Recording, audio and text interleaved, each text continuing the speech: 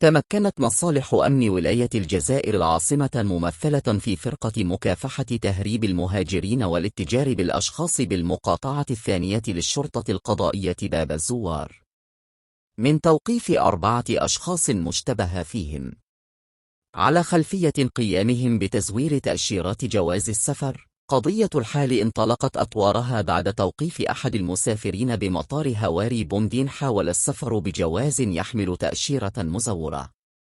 لتباشر ذات الفرقة تحرياتها التي مكنت من توقيف 3 أشخاص آخرين مشتبه فيهم، وتم خلال هذه العملية حجز 6 تأشيرات سفر مزورة، 11 جوازات سفر، بالإضافة كذلك إلى أختام إدارية مزورة. مبلغ مالي قدره 16,400,000 دينار جزائري. وبعد استكمال الإجراءات القانونية تم تقديم المشتبه فيهم أمام النيابة المختصة إقليمياً.